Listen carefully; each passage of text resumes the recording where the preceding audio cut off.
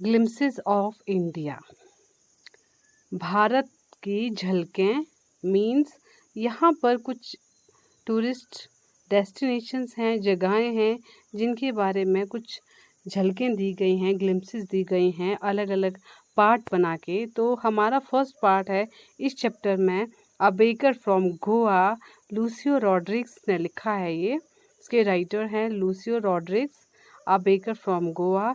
इसका second part है कूर्ग, लोकेश अब्रोल के द्वारा लिखा गया है। और थर्ड पार्ट है इस चैप्टर में टी फ्रॉम आसाम, अरूप कुमार दत्ता के द्वारा ये लिखी गई है। तो इस तरह से हम अलग अलग जगहों की झलकें इस चैप्टर में देखते हैं। इसका जो फर्स्ट पार्ट है वो हम करते हैं a baker from Goa, written by Lucio Rodrigues. अब उससे पहले चैप्टर को रीड करने से पहले हम कुछ बातें देखते हैं। Before you read activity discuss in class, हम थोड़ा डिस्कस करते हैं। What images of people and of places come to your mind when you think of our country.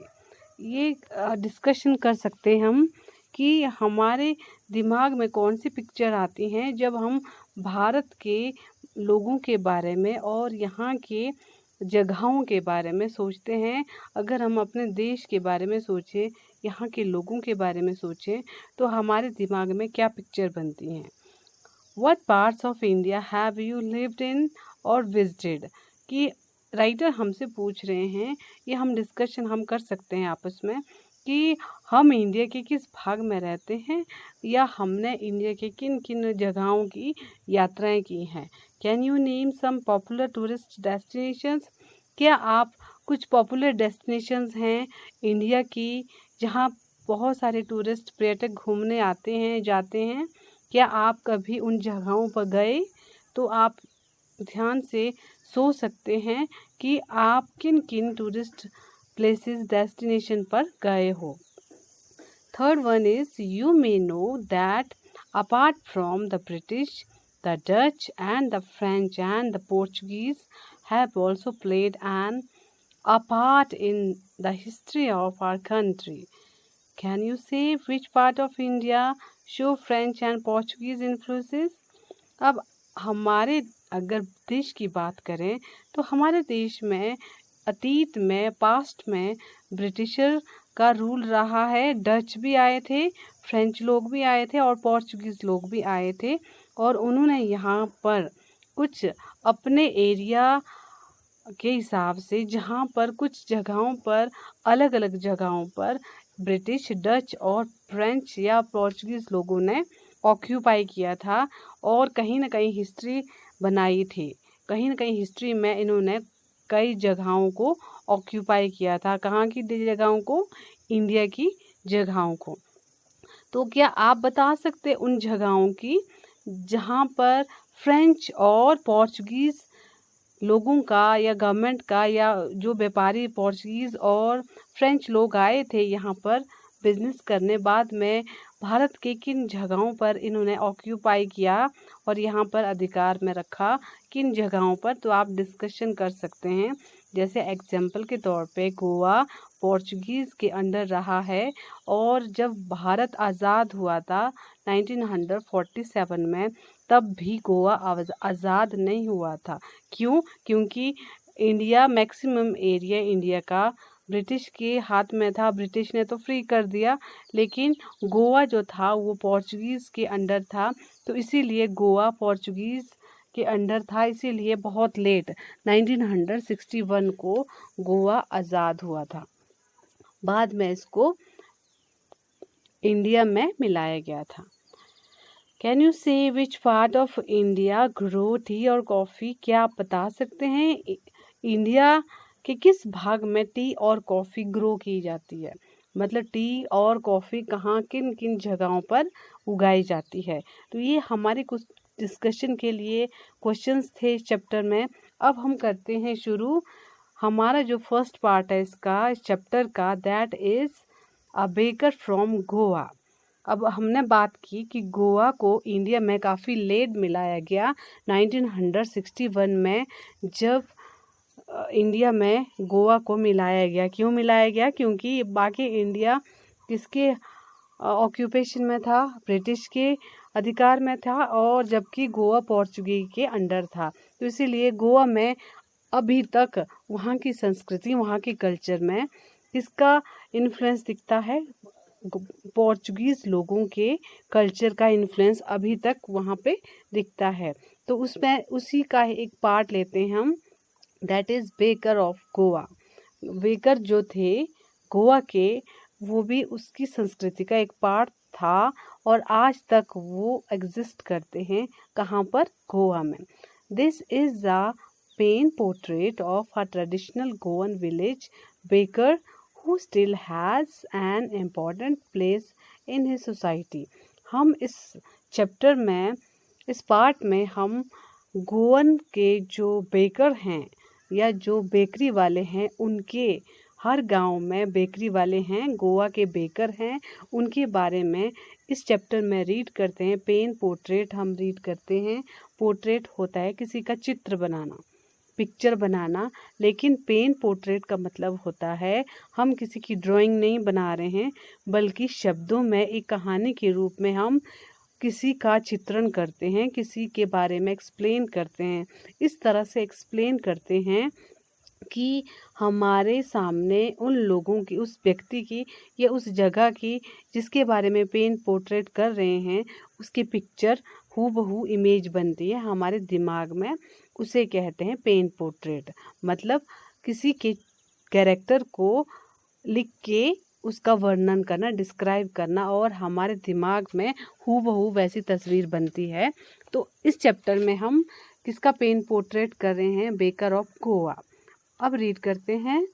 Our elders are often heard reminiscing nostalgically about those good old Portuguese days, the Portuguese and their famous loaves of bread. Those eaters of loaves might have vanished, but the makers are still there. We still have amongst us the mixers, the molders, and those who bake the loaves. Those age-old, time-tested furnaces still exist. The fire in the furnaces has not yet been extinguished. जो रॉड्रिक्स कहते हैं कि जो उनके elders हैं, उनके जो बुज़ुर्ग हैं, उनको अक्सर सुना जाता है बोलते हुए, याद करते हुए। कौन सी यादें? पोर्चुगीज़ डेज़ के दिनों की यादें, अच्छी यादें। और साथ में जो पोर्चुगीज़ दिनों की जो फेमस लोव केक है, ब्रेड केक है, काफ़ी ज़्यादा फेमस हुआ करते थे, उनको याद करते हैं। और उनको याद करते हुए वो सुनते हैं। कौन सुनते हैं? लूसियो रॉड्रिग्स जो राइटर हैं। Those eaters of loaves might have been vanished। अब पोर्चुगीज डेज के जो लोग थे, जो उन ब्रेड केक को खाते थे, वो तो आज डिसअपियर हो गए हैं। वैनिस्ड मीन्स डिसअपियर होना। वो तो आज की डेट में डिसअपियर है।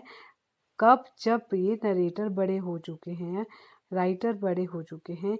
आज की डेट में पोर्चुगीज टाइम में जो लोग थे, जो उन केक को खाते थे, वो आज नहीं रहे। But the makers are still there. लेकिन जो ब्रेड को बनाने वाले हैं, बेकर्स हैं, लेकिन आज भी वो वहाँ पर हैं। कहाँ पर? गोवा में, गोवा के अंदर। We still have amongst us the mixture and the molders and those who bake the loaves। ये बोलते हैं कि आज भी वहाँ पर लोग बेकिंग का काम करते हैं। बेकर्स बहुत अधिक संख्या में हर गांव में मौजूद है, और उन्हीं में से वो जो मिक्सर हैं, आटे को जो गूंथते हैं, साथ में मोल्डर्स हैं, उनको लोइयों को काट के उनको मोल्ड बनाते हैं, मोल्डिंग करते हैं। साथ में ऐसे भी लोग होते हैं अलग अलग स्टेजेस पे। जो केक होता है, जो केक होता है या बन होते हैं, वो अलग अलग स्टेजों में बनता है। जैसे पहले मिक्स करेंगे आटा, फिर मोल्डर्स बनाएंगे, लोइयाँ बनाएंगे, और उसके बाद उनको पकाने के लिए भट्टियों में डालेंगे, चूल्हे में डालते हैं। तो उस तरह से तो ये बोलते हैं कि आज भी वहाँ पर मिक्सर हैं जो आटे को गूँथने का काम करते हैं, उनकी लोइयाँ बनाते हैं, मोल्डिंग करते हैं और साथ में मोल्डिंग बनाने के बाद उनको बेकिंग करते हैं, उनको पकाते हैं, उन लोव्स को, उन केक्स को, उन ब्रेड को। ओके, तो those age old time tested furnace still exist. अब बोलते हैं राइटर कि आज भी वो पुरानी भट्टियाँ, जो फर्नेसेस होते हैं, चूल्हे, जो पुरानी भट्टियाँ होती हैं, ये भट्टियाँ या फिर फोर्जेस जो पुराने चूल्हे होते हैं, भट्टियाँ होती हैं जिसके अंदर केक बना करते थे पोर्चुगीज़ टाइम में, आज भी वो एग्जिस्ट करती हैं, आज भी उनका अस्तित्व है। आज भी इतने टाइम के बाद, टाइम टेस्टेड का मतलब इतना टाइम बीतने के बाद भी वो जर्जर नहीं हुई है, रोहिन नहीं हुई है, पुरानी आउटडेटेड नहीं हुई है, बल्कि आज भी वो एग्जिस्ट करती हैं। आज भी उन्हीं फर्नेसेस में केक्स बनते हैं, लोव्स बनते हैं। The fire in the furnaces has not yet been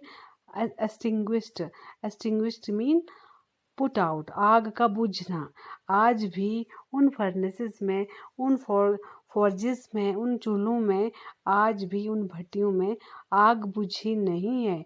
means आज भी उन्हीं चूल्हों में, उन्हीं फर्नेसेस में केक्स बनते हैं, ये ब्रेड बनते हैं जिनमें जो चूल्हे, जो फर्नेसेस पोर्चुगीज टाइम में यूज़ किए जाते थे। The third and the jingle, third का मतलब होता है जब कोई डंडे से जोर से पटकता है ज़मीन पर तो जैसी आवाज़ आती है, इस तरह की जो आवाज़ होगी, थर्ड, उसे कहते हैं थर्ड। जब कोई डंडा जोर से ज़मीन पर पटका जाता है तो उस समय जो आवाज़ साउंड निकलेगी, that is called third. Jingle means घंटियों की टन टन की आवाज़।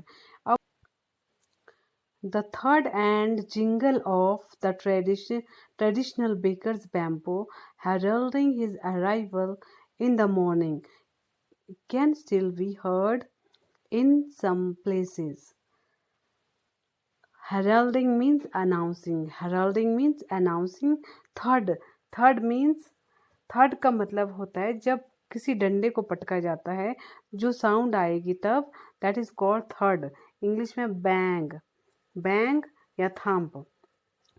अब जिंगल मीन्स घंटे के बजने की आवाज़। अब नरेटर कहते हैं कि हाँ, आज भी गोवा में जो बेकर होते हैं मॉर्निंग टाइम में आते हैं और अपने डंडे को लेकर आते हैं और साथ में पटक कर ज़मीन पर आवाज़ निकालते हैं और सबको अपने आने का संदेश सुबह सुबह सबको दे जाते हैं। ऐसा कई जगहों पर गोवा में आज भी होता है। Maybe the father is not alive but the son still carries on the family profession. These bakers are even today known as padder in Goa.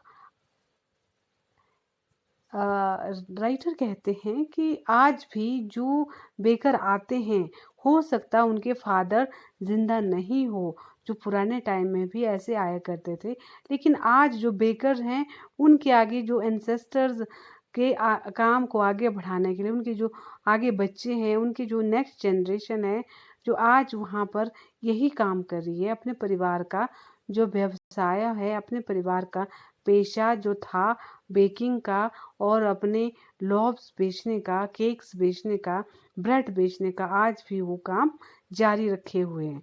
हो सकता है आज उनके फादर जिंदा ना हो, उनके एंसेस्टर पूर्वज जिंदा ना हो, पर उनके आगे बच्चे ये काम कर रहे हैं, इसको आगे कैरी ऑन रखे हैं।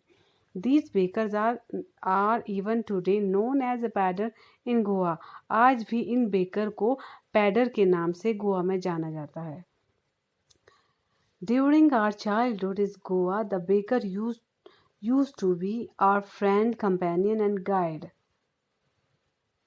और अगर बात करें, नरेटर अपनी बात कर रहे हैं कि गोवा में इनके बचपन, नरेटर के बचपनों के दिनों की बात करते हैं कि बेकर उनके फ्रेंड और साथी और गाइड हुआ करते थे।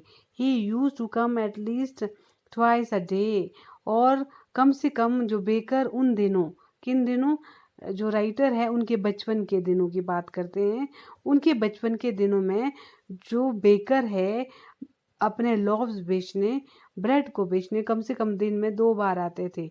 Once when he set out in the morning on the selling ground and then again when he returned after emptying his huge basket. ये कहते हैं नरेटर कि 2 बार आते थे और एक कब आते थे, जब वो set out means to start, जब वो निकलते थे। किसके लिए मॉर्निंग में निकलते थे? अपने ब्रेड को बेचने के लिए। अपने ब्रेड को बेचने के लिए मॉर्निंग में वो निकल पड़ते थे। सेट आउट एक फ्रेज है, दैट मीन टू स्टार्ट या निकल पड़ना। तो अपने ब्रेड को बेचने निकलते थे। कहाँ के लिए? गांव गांव घर घर जाते थे और अपने ब्रेड को बेचते थे और वापस आते थे दूसरी बार जब वो अपने बास्केट, बड़ी सी ह्यूज बास्केट को, बड़ी सी टोकरी को खाली करके वापस आते थे। The jingling third of his bamboo woke us up from sleep and we ran to meet and greet him। अब जब मॉर्निंग में राइटर सोए होते थे तो जो इसके किसके पैडर मीन बेकर जब मॉर्निंग में आते थे तो उनकी जो जिंगलिंग साउंड थी और बैम्बो में जो घंटियाँ लगी होती थी और घंटी के साथ साथ डंडा बजाकर जो थर्ड की साउंड करते थे, उसकी साउंड से राइटर उठते थे और जल्दी से भागते थे। किसको ग्रीट वेलकम करने के लिए? बेकर को वेलकम करने के लिए। ऐसा वो क्यों क्यों करते थे? तो अब बता रहे हैं narrator, why was it so. वो नरेटर खुद बोलते कि ऐसे क्यों हम करते थे। Was it for the love of the love, क्या उनको इतना प्यारा था केक, या जो ये केक लाते थे या जो ये ब्रेड आते थे, क्या उनको इतने प्यारे थे वो कि वो सो के उठ के सीधे उसको ग्रीट करने के लिए उसको लेने जाते थे? बोलते हैं नॉट एट ऑल, नहीं ऐसा कुछ भी नहीं था। The loaves were brought by some Pasquine and Bastine, the maid servant of the house. ये बोलते हैं पैस्किन और जो बेस्टीन है वो जो मेड सर्वेंट्स थी उनके घर की जो नौकरानियाँ थी पैस्किन और बेस्टीन, वो ही ब्रेड को खरीदा करती थी मॉर्निंग में। What we longed for were those bread bangles which we chose carefully। Sometime it was sweet bread of special make। ये बोलते हैं, कौन बोलते हैं? नरेटर, कि हम क्यों जाते थे जब बच्चे थे हम, क्योंकि नौकरानियाँ ही, मेड ही खरीद के लाती थी हमारे जो ब्रेड केक्स होते थे वो ही खरीद के लाती थी। तो हम बच्चे क्यों जाते थे? क्योंकि हमें बहुत इच्छा होता था लॉन्ग फॉर मतलब डिज़ायर्ड फॉर। उनको काफ़ी इच्छा होती थी, शौक होता था कि वो ब्रेड बैंगल्स भी लाया करते थे। तो एक क्वेश्चन बनता है यहाँ पर, ब्रेड बैंगल होते थे बच्चों के लिए बेकर के द्वारा लाए गए, और बड़ों के लिए वो केक्स या ब्रेड लाया करते थे। तो बच्चों इन ब्रेड बैंगल्स के लिए, ब्रेड बैंगल मतलब ऐसे बैंगल की शेप में बीच से खाली होता है जैसे चूड़ियाँ होती हैं, उस शेप के बच्चों के लिए ये बेकर बनाया करते थे ब्रेड। तो इन ब्रेड बैंगल्स के को पाने के लिए, अच्छे छांटने के लिए वो जाया करते थे उस बेकर के पास मॉर्निंग में, और कई बार वो मीठे ब्रेड भी बनाया करते थे। नेक्स्ट बोलते हैं writer, the baker made his musical entry on the scene with the zhang zhang sound of his specially made bamboo staff. One hand supported the basket on his head and the other banged the bamboo on the ground।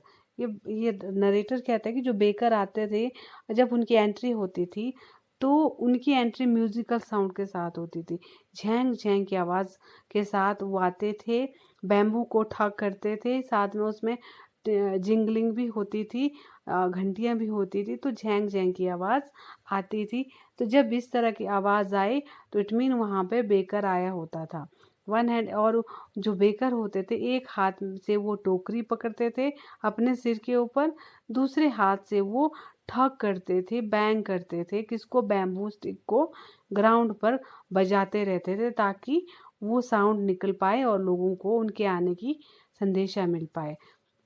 He would greet the lady of the house with good morning and then place his basket on the vertical bamboo। और क्या बोलता है narrator, क्या बोलते हैं कि जब भी बेकर आता था तो वो जो घर की लेडी होती थी जो ब्रेड लेने जाती थी उसका स्वागत वो गुड मॉर्निंग से करता था। कौन करता था गुड मॉर्निंग? बेकर। किसके लिए? जो लेडी आती थी ब्रेड को खरीदने हर घर से। और साथ में क्या करता था, जब वो खरीदने लेडी आती थी बास्केट को जो बैम्बू स्टिक है उसके ऊपर रखता था। बास्केट को बैम्बू स्टिक के ऊपर रखता था। We kids would be pushed aside with a mild rebuke and loaves would be delivered to the servant। और क्या बोलते हैं नरेटर कि हम बच्चे, क्योंकि नरेटर तब छोटे थे, बच्चे थे, तो उन्हें भी बहुत शौक होता था ब्रेड बैंगल का। तो ये कहते हैं कि हम बच्चों को वो क्या करते थे, थोड़ा साइड करते थे, हल्की सी डांट भी देते थे। माइल्ड माइल्ड रिव्यूक में रिव्यूक होता है झिड़कना, स्कोल्डिंग करना, या किसी को डांट, हल्का फुल्का डांटना। माइल्ड मीन लाइट, हल्की फुल्की वो डांटता भी था हमें और साथ में हमें साइड कर लेता था। और जो लॉब्स होते थे, जो केक्स होते थे या फिर ये ब्रेड होते थे वो सर्वेंट को दे देते थे। But we would not give up, लेकिन हम भी पीछा नहीं छोड़ते थे, हम भी ये देखना छोड़ते नहीं थे। We would climb the bench और the parapet and peep into the basket. हम भी शैतान थे, हम भी क्या करते थे, बेंच के ऊपर चढ़ जाते थे या किसी वॉल के ऊपर, दीवार के ऊपर चढ़ जाते थे और वहाँ से टोकरी में झांकते थे। क्यों झांकते थे टोकरी में? क्योंकि उन्हें क्या चाहिए होता था, लॉब्स, ब्रेड बैंगल चाहिए होती थी। somehow I can still recall the typical fragrance of those loaves for the elders and the bangle for the children। ये कहते हैं कि आज भी मुझे याद है, आज भी मुझे याद है वो विशेष जो सुगंध आती थी उन लॉव से, उन उस बेकरी के सामान से, या ये कह सकते हैं कि उन ब्रेड से जो भी सुगंध आती थी आज भी मुझे याद है। और ये कहते हैं नरेटर कि आज भी जो उनके जो लॉब्स होते थे, उनके जो केक्स होते थे, ब्रेड होते हैं, बच्चों के लिए अलग ब्रेड बैंगल्स होती थी, बड़ों के लिए, एल्डर्स के लिए लॉब्स या केक्स या फिर ब्रेड हुआ करते थे। Then we did even we did not even care to brush our teeth और वॉश आवर माउथ प्रॉपरली। और जब हम ब्रेड बैंगल ले लेते थे तो हम ब्रश नहीं करते थे अपने दांतों को। क्यों? कौन परवाह करता था? अपने मुंह को नहीं धोते थे प्रॉपरली, ना ही ब्रश करते थे। एंड वाई शुड बी, और ब्रश हम करें भी क्यों? यहाँ जो नरेटर है हंसी मजाक करते हुए कहते हैं कि हम बच्चे, हमें क्या ज़रूरत है ब्रश करने की? क्यों? क्योंकि who would take who would take the trouble of plucking the mango leaves for the toothbrush? क्योंकि हमें उस समय टूथब्रश, पेस्ट और ये तो होता नहीं था, तो हमें क्या करना पड़ता था, जो मैंगो की लीव्स होती थी, मैंगो की जो पत्तियाँ के डंडियाँ होती थी उनकी दांतों नाम करते थे। अब कौन जाएगा मैंगो के पेड़ के पास और वहाँ से दांतुन लेने? कौन जाएगा, कौन उनको निकालेगा? तो इतना हम नहीं करते थे। And why was it necessary at all, और ज़रूरत भी क्या थी? ये बोलते हैं कि ज़रूरत भी क्या थी हम बच्चों को। The tiger never brushed his teeth. तो यहाँ हंसी मजाक करते हुए नरेटर कहते हैं कि अब जो टाइगर होता है वो भी तो ब्रश नहीं करता है, टाइगर कभी ब्रश नहीं करता है, तो हम भी क्यों करें फिर? Hot T could wash and clean up everything so nicely after all. अब बोलते हैं कि जो गरम गरम चाय हम पीते हैं बिल्कुल हमारे दांतों को बिल्कुल साफ कर देते हैं। तो यहाँ पर थोड़ा सा मजाक करते हुए नरेटर कहते हैं, बाकी हम आगे रीड करते हैं। नरेटर कहते हैं, marriage gifts are meaningless without the sweet bread known as the bol. Just as a party or a feast loses its charm without bread, not enough can be said to show how important a baker can be for a village. The lady of the house must prepare sandwiches on the occasion of her daughter's engagement। Cakes and Vollinhas are a must for Christmas as well as other festivals.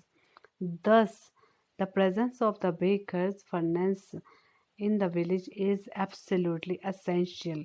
ये कहते हैं marriage gift are meaningless without the sweet bread known as bhol. Marriage में जो gift दी जाती है उसमें बहुत ही ज़रूरी है क्या, ब्रेड स्वीट ब्रेड देना। और जो ये मैरिज गिफ्ट में दिया जाता है स्वीट ब्रेड, तो उसे बोल के नाम से जाना जाता है। कहते कि अगर बोल नहीं दिया गया, स्वीट ब्रेड गिफ्ट में नहीं दिया गया तो मीनिंगलेस हो जाता है। मतलब मैरिज के गिफ्ट के साथ बोल देना, स्वीट ब्रेड देना कंपलसरी है। कहाँ पर? गोवा में, गोवा के कल्चर में। जस्ट एज ए पार्टी और अ feast loses it's charm without bread. अगर कोई पार्टी होती है, कोई दावत होती है, तो उसमें कोई आकर्षण ही नहीं रहता है, अट्रैक्शन नहीं रहती है अगर उसमें ब्रेड ना हो। अगर वहाँ पर ब्रेड ना हो मीन्स, अब ये आप देख सकते हैं कि मैरिज गिफ्ट के लिए बोल ज़रूरी है। कौन सी चीज़ ज़रूरी है? स्वीट ब्रेड बोल ज़रूरी है। पार्टी और फीस्ट के लिए क्या ज़रूरी है? ब्रेड ज़रूरी है। तो यहाँ उनका कल्चर बताता है कि जो बेकरी का सामान है हर ओकेजन पर बहुत ज़रूरी है। देखते हैं, not enough can be said to show how important a baker can be for a village. अब यहीं से पता लगता है कि कितना ज़रूरी है, कितना महत्वपूर्ण है एक बेकर का, एक बेकरी वाले का होना एक गांव में। क्योंकि इसके बगैर कोई भी फंक्शन पूरा नहीं होता है। बेकरी का जो सामान है, चाहे ब्रेड ले लो, चाहे आप बोल ले लो, स्वीट ब्रेड ले लो या केक ले लो, पेस्ट्री ले लो, कुछ भी जो भी बेकरी का सामान होता है गोवा में हर फंक्शन में लगना ही लगना है। The lady of the house must prepare sandwiches on the occasion of her daughter's engagement. Daughter के engagement, जब किसी लेडी के डॉटर की engagement होती है तो वहाँ उनको सैंडविच बनाने बहुत ही कंपलसरी है लेडी को। Cakes and Bollinhas are a must for Christmas as well as other festival. और साथ में ये कहते हैं कि जब क्रिसमस होता है तो केक्स और बॉलिनहास, क्रिसमस के दिन के लिए केक्स और बॉलिनहास बहुत ही ज़रूरी है। इसके अलावा दूसरे फेस्टिवल में भी इनका यूज़ किया जाता है। तो कहने का मतलब यहाँ आपने ये चीज़ ध्यान रखनी है कि मैरिज के लिए बोल का यूज़ किया जाता है, पार्टी और फीस्ट के लिए ब्रेड का यूज़ करते हैं, और एंगेजमेंट, डॉटर के एंगेजमेंट के लिए सैंडविचेस का यूज़ करते हैं। क्रिसमस के लिए केक्स एंड बॉलिनहास का यूज़ करते हैं। कहाँ पर? गोवा के कल्चर में। Thus, the presence of the baker furnace is in village is absolutely essential. अब यहाँ से हम अनुमान लगा सकते हैं कि हर कल्चर, हर फेस्टिवल, हर ओकेजन पर बेकरी के सामान का इतना इम्पोर्टेंट होना बहुत ज़रूरी है, वहाँ पर प्रेजेंस होना बहुत ही इम्पोर्टेंट है। तो इसीलिए हर गांव में एक बेकरी की फर्नेस, बेकरी वाले का भट्टी होना बहुत ही ज़रूरी है, असेंशियल है। नेक्स्ट रीड करते हैं। द बेकर और bread seller of those days had a peculiar dress known as kabai. ये कहते हैं, कौन? नरेटर कहते हैं कि जो बेकर है या ब्रेड बेचने वाले हैं, उन पुराने दिनों की बात करें जब पोर्चुगीज़ होते थे, जब पुर्तगाली लोग यहाँ पर होते थे, तो उन दिनों में जो वो बेकर, जो ब्रेड सेलर होता था, वो जो कपड़े पहनता था उसकी एक typical, peculiar means typical, peculiar dress हुआ करती थी, उसे कबाई कहते हैं। उसे कबाई कहा जाता था। एक ही लंबा कपड़ा होता है और उसी लंबे कपड़े को वो बेकर पहनता था टांगों तक, दैट इज कॉल्ड कबाई। और कबाई कौन से बेकर पहनते थे? पोर्चुगीज टाइम की जो बेकर है वो पहनते थे। It was a single piece long frock reaching down to the knees.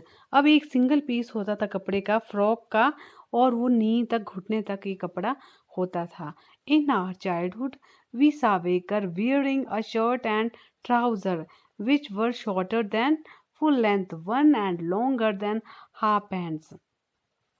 Even today, anyone who wears a half pant which reaches just below the knees invites the comment that he is dressed like a paddler.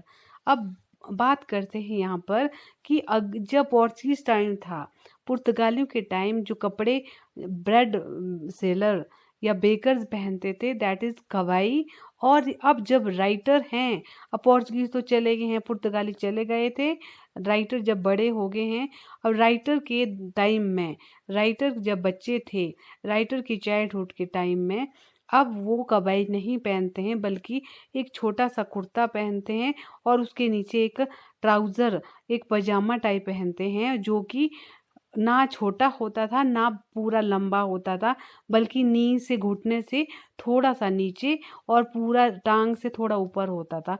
Means घुटने से नीचे तक का जो उनका trouser होता था।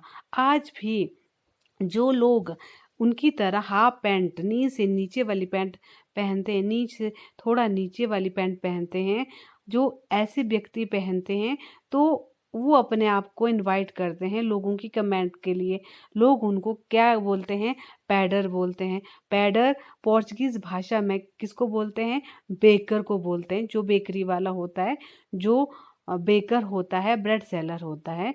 तो आज भी जो इस तरह के कपड़े पहनते हैं, हाफ पैंट वाली कपड़े पहनते हैं, तो उनको लोग कैसे कमेंट करते हैं?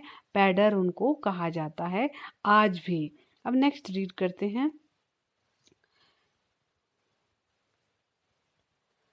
The baker usually collected his bills at the end of the month. Monthly accounts used to be recorded on some walls in pencil. Baking was indeed a profitable profession in the old days. The baker and his family never starved. His family, and his servants always looked happy and prosperous. अब बोलते हैं narrator कि उन दिनों की बात है जब नरेटर छोटे थे चाइल्डहुड के दौरान, और बेकर आते थे कहाँ? गांव गांव घर घर जाकर अपनी बेकरी की चीज़ों को, अपने ब्रेड को बेचते थे। तो उन दिनों की बात ही नरेटर यहाँ कर रहे हैं कि उन दिनों भी महीने के अंत में अपना बिल लेके आता था बेकर, और जो भी वो बेचता था उसको अपने रिकॉर्ड में लिखता था, पेंसिल के साथ लिखता था दीवारों पर। कहने का मतलब जो मॉर्निंग में बेकर बेचता था, जिस जिस घर में उसने दिया होता था, उनके रिकॉर्ड लिखता था कि किसने कितने लॉब्स ले गए हैं, वो पेंसिल के साथ दीवार पर लिखा करता था। इस तरह से अपना अकाउंट वो रखता था। कौन? Baker.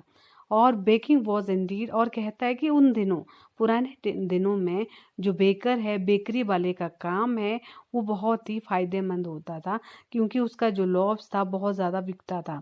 The baker and his family never starved.